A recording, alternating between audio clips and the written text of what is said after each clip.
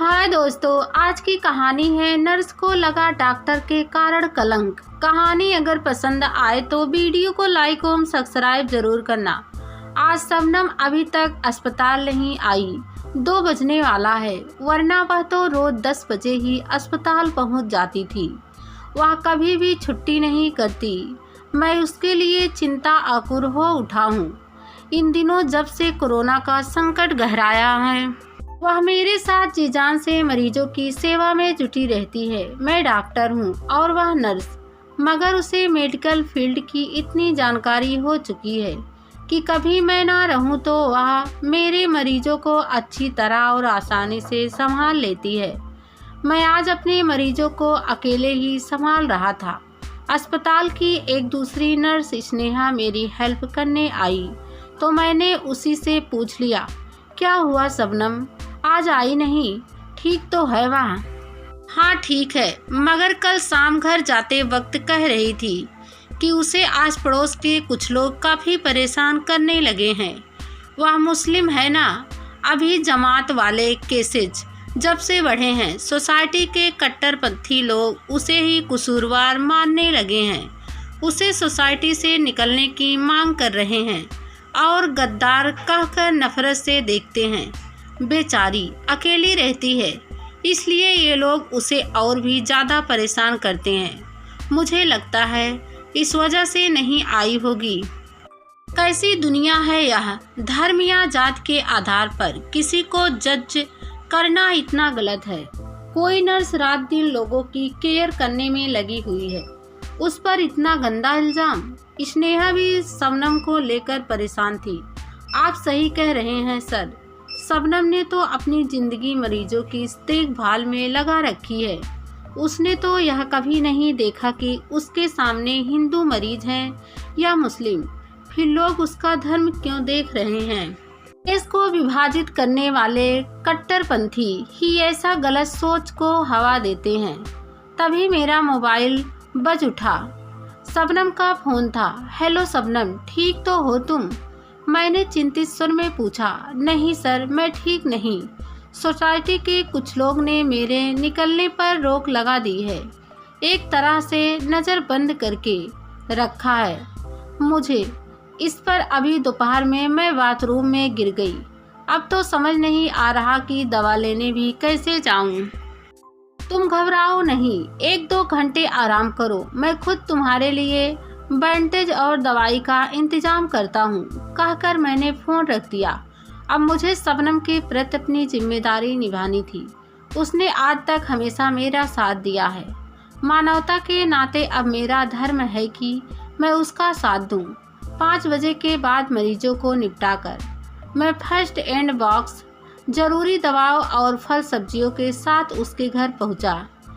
उसकी सोसाइटी के बाहर पुलिस खड़ी थी। मेरे डॉक्टर होने के बावजूद काफ़ी पूछताछ और स्क्रीनिंग के बाद अंदर जाने दिया गया। शबनम का घर दूसरे महले पर था। मैंने उसके दरवाजे की घंटी बजाई तो लंगड़ाती हुई वह बाहर निकली और दरवाज़ा खोला। मुझे देखकर उसके चेहरे पर सुकून भरी मुस्कुराहट की लकीरें खिंच गई। डॉक्टर अविनाश, आप खुद आ गए?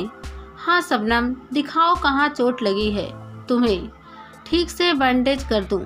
जी बैंडेज सामान मेरे पास था, पट्टी तो बांध ली है मैंने।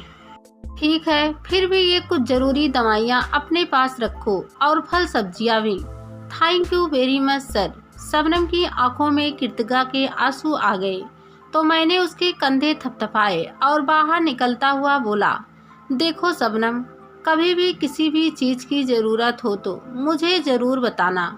वैसे मैं कोशिश करूँगा कि तुम्हें इस सोसाइटी से लेकर जाऊँ। अस्पताल के पास जो मेरा 2 कमरे वाला घर है ना, वहीं तुम्हें ठहरा दूँगा। आजकल मैं भी वहीं रहने लगा हूँ क्योंकि अस्पताल पास में और फिर मेरे कारण मेरे परिवार में कोरोना वायरस ना फैल जाए, यह डर भी रहता है। जी सर, जैसा आप उसे समझे, कहकर शबनम ने मुझे विदा किया। इसके बाद 2-3 बार खाने पीने की और दूसरी चीज़ें लेकर मैं उसके घर गया। सोसाइटी वाले मुझे घूर घूर कर देखते थे। एक दिन तो हद ही हो गई। जब सोसाइटी वालों के कहने पर एक ऊंची जात के पुलिस एएसआई नीरज शर्मा ने मुझ पर 2-3 डंडे बरसा दिए। मैं चीख पड़ा। एक डॉक्टर के साथ इस तरह का सलूक किया जाता है? तुम डॉक्टर हो तो फिर तुम उस मुस्लिम लड़की के घर क्यों आते हो? दोनों मिले हुए हो ना, तेरी यार है ना वह, क्या करने वाले हो मिलकर? सर मैं डॉक्टर हूँ और वह मेरे साथ काम करने वाली नर्स, इतना ही रिश्ता है हमारा। ऊंची और नीच जात, हिंदू और मुस्लिम जैसे भेदभाव मैं नहीं मानता।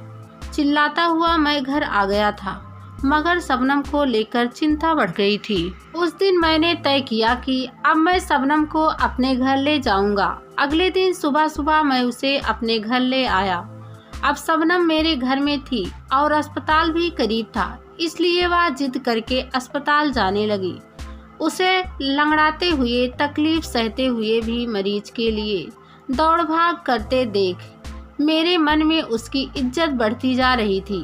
वह घर में भी मेरे लिए पौष्टिक खाना बनाती। दरअसल मेरे घर वाले मेरे साथ नहीं थे। स्वाभाविक था कि मुझे खाने पीने की दिक्कत हो रही थी। ऐसे में मैं अस्पताल के कैंटीन में खाकर गुजारा करता था।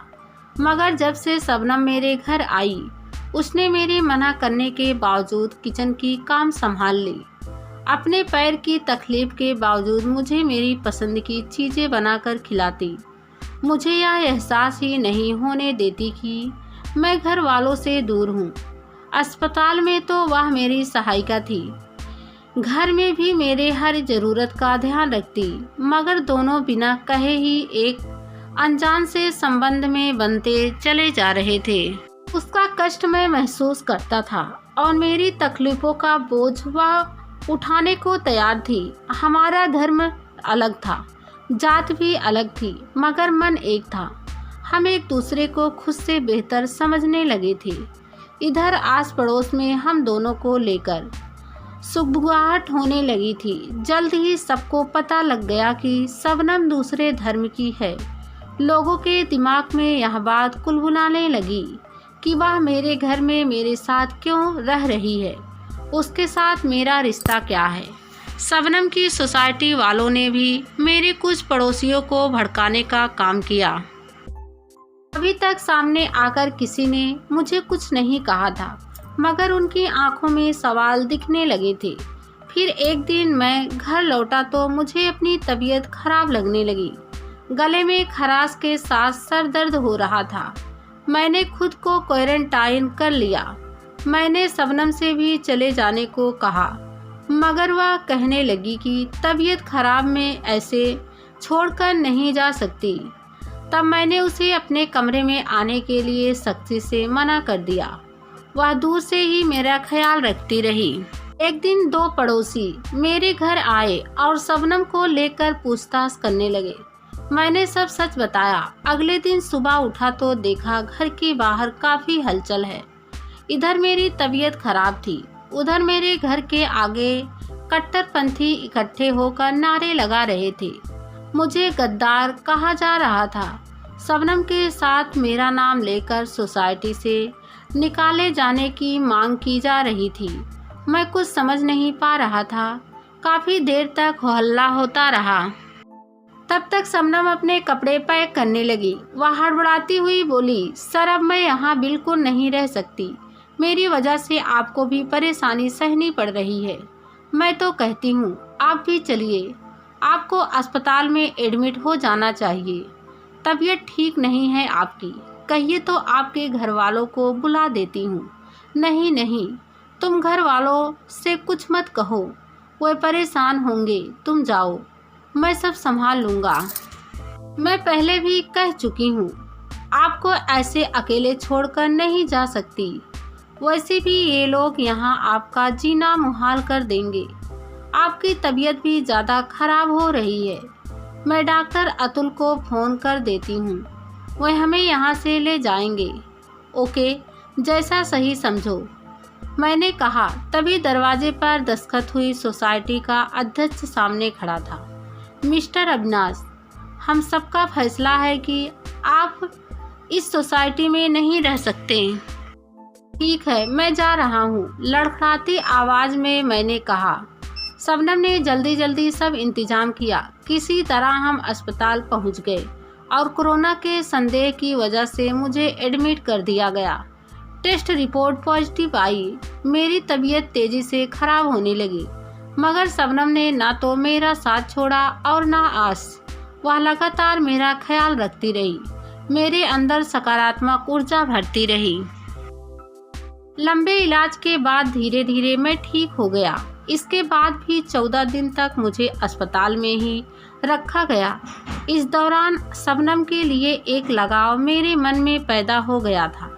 उसे पूरे समर्पण भाव के साथ मरीजों की और अपनी देखभाल करता देखता तो लगता जैसे इससे बेहतर लड़की मुझे कहीं मिल नहीं सकती। एक दिन शबनम मुझे दुखी सी नजर आई। मैंने टोका तो उसने बताया, मैं बस आपके ठीक होने का इंतजार कर रही थी डॉक्टर। अब मैं इस इलाके में और नहीं रहना चाहती। बहुत दुत्कारा है लोगों ने मुझे आपके साथ मेरा नाम जोड़कर। आपको भी बदनाम किया गया। मेरी कोई गलती नहीं थी, मगर मेरे पैसे को भी इज्जत नहीं दी गई। मेरा मन भर गया है। मैं तो बस आपकी खातिर ही यहाँ अब तक रुकी रही। अब मुझे जाने की अनुमति दे। मैं अस्पताल छोड़कर जाना चाहती हूँ। शबनम की भीगी आंखों के पीछे मेरे लिए छुपा प्यार मैं साफ देख रहा था। मैंने उसे रोका, रुक जाओ शबनम, तुम कहीं नहीं जाओगी। जो नाम उन्होंने बदनाम करने के लिए जोड़ा, उसे मैं हकीकत में जोड़ना चाहती हूँ। शबनम ने अचरज से मेरी तरफ देखा। मैंने मुस्कुराते हुए कहा, क्यों ना इसी अस्पताल में हम आज शादी कर लें। देर करने की ज़रूरत क्या है। शबनम ने शर्मा कर निगाहें झुका ली। उसका जवाब मुझे मिल गया था।